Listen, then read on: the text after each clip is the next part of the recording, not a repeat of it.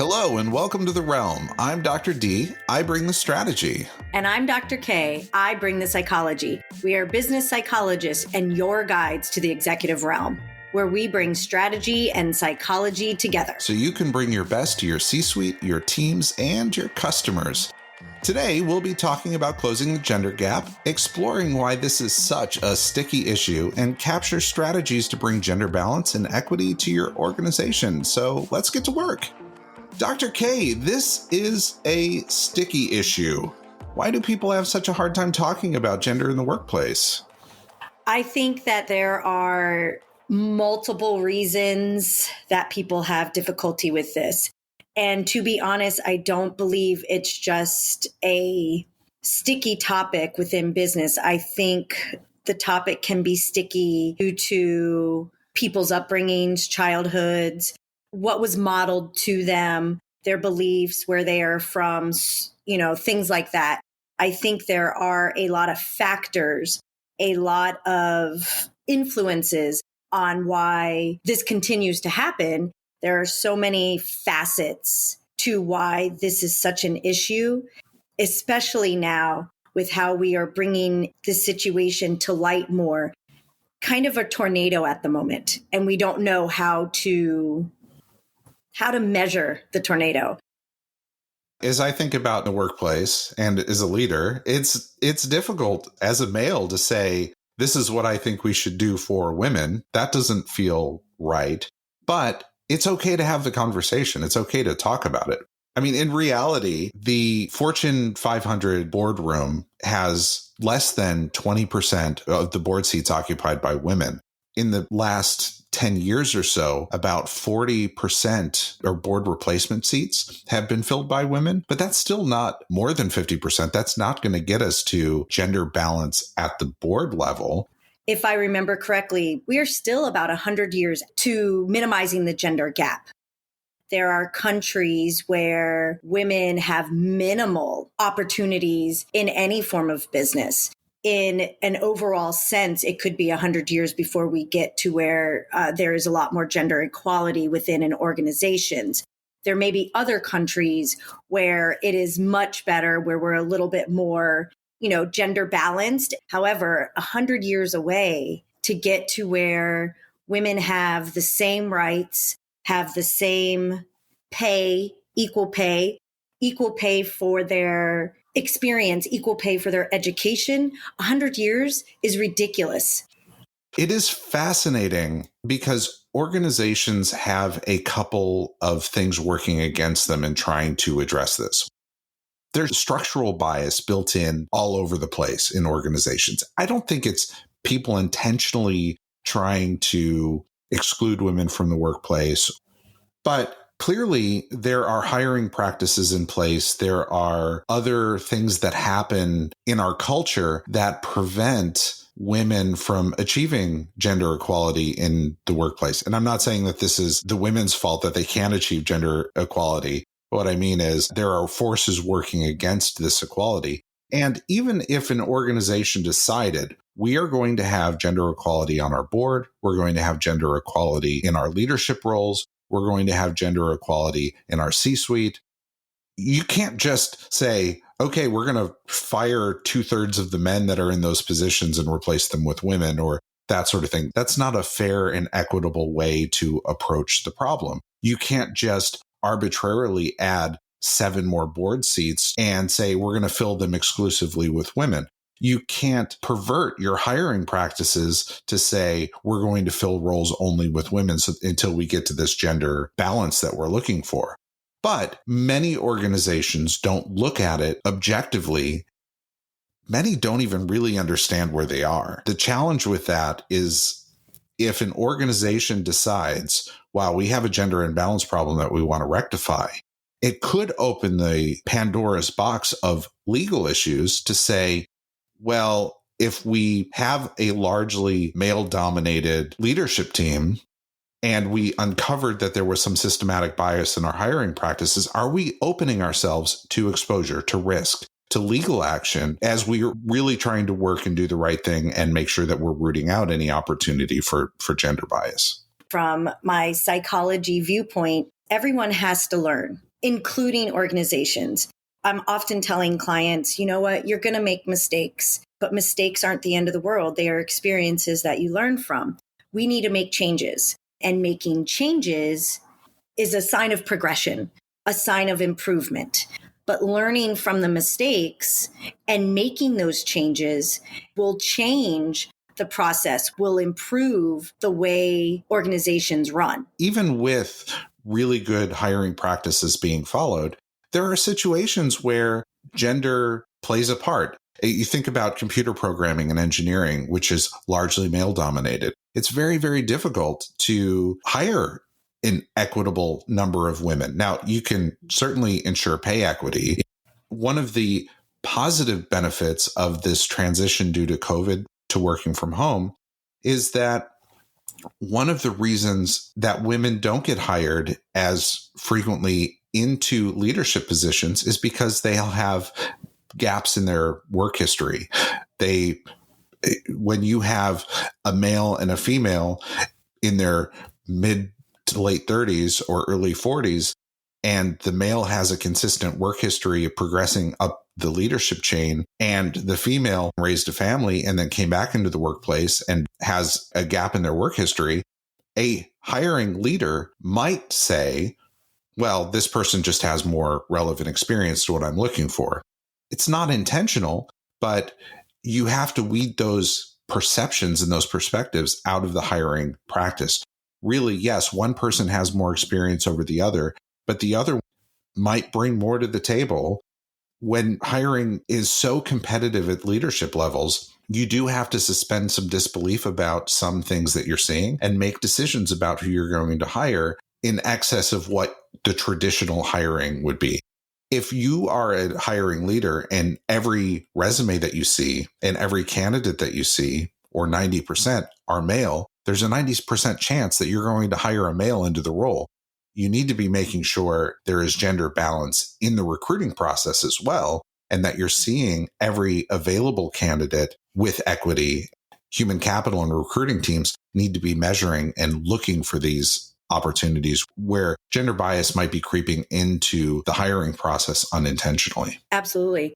Something that came to mind is blind hiring process. Mm-hmm. Where we took out names, we took kind of out the demographics of the person. Yeah, if you see a resume that's a Jeanette or a Janelle or a Janiqua in your resume pile, it has been proven through research that those with ethnic and female names tend to get passed over.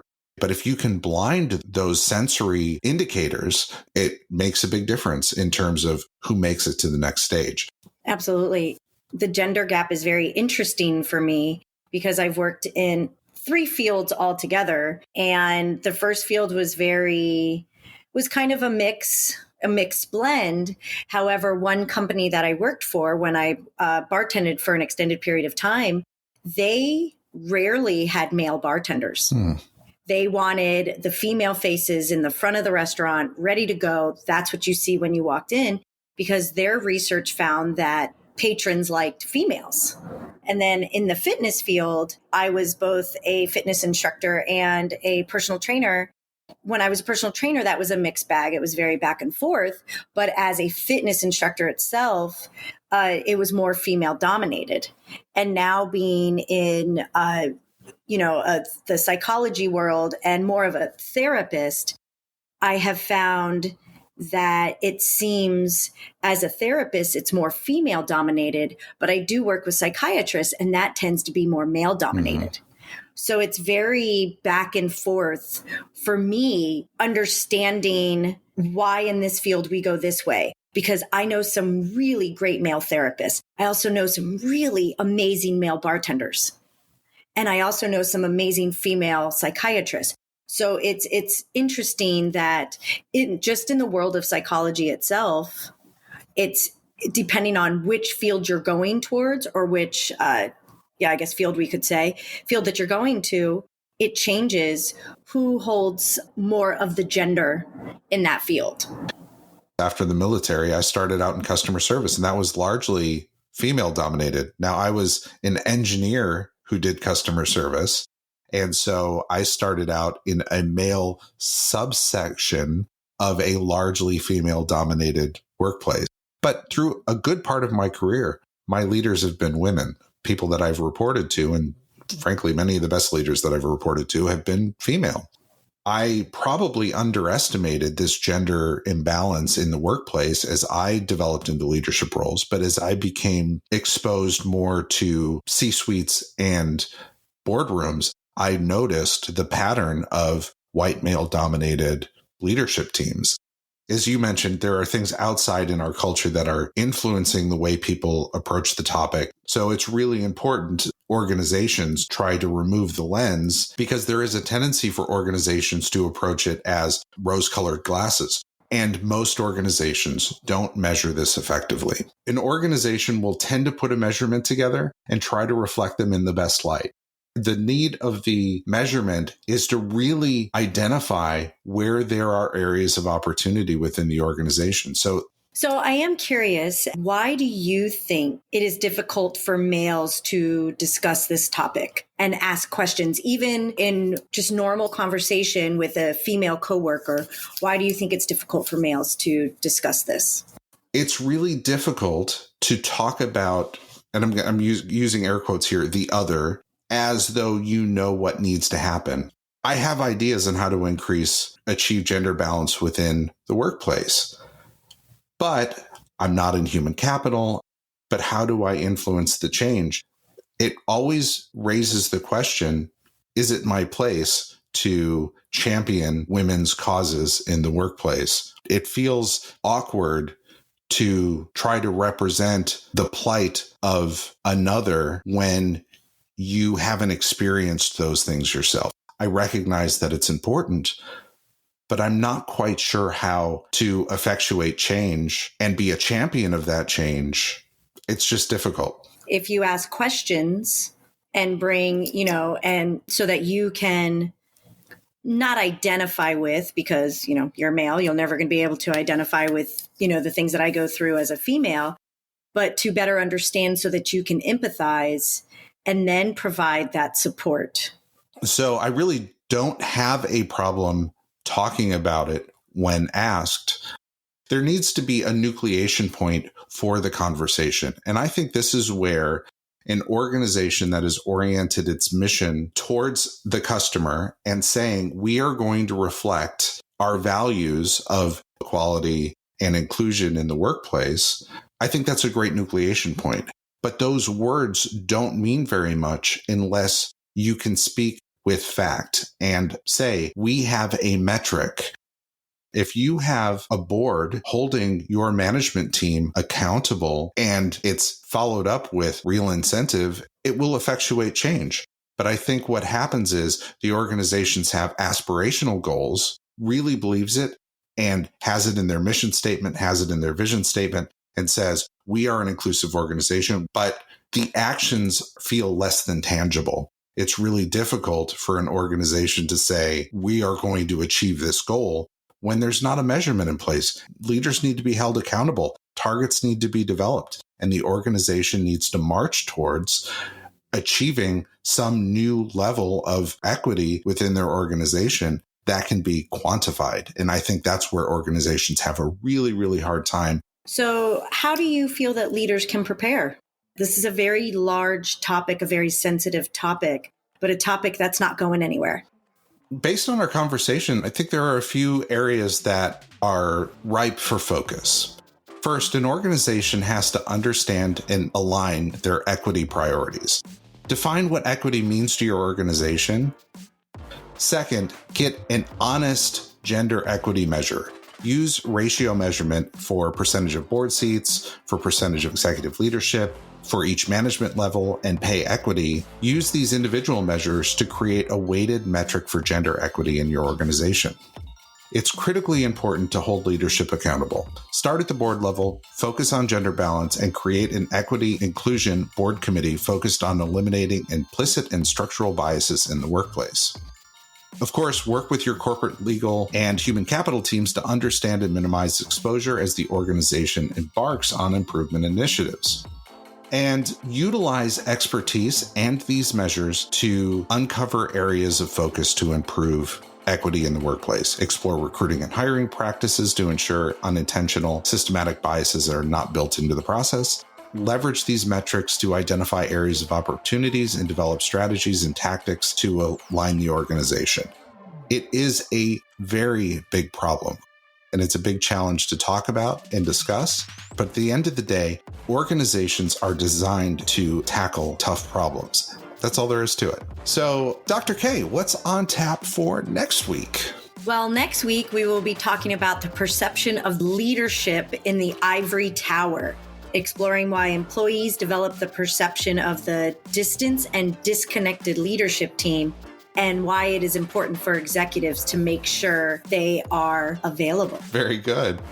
I know, and I'm super excited for this one. As a leader, sometimes you fall into that trap. All right. Well, great conversation. And to all of you joining us on this journey to the realm, thanks so much. I am Dr. D. And I'm Dr. K, and we are looking forward to your next visit to the executive realm.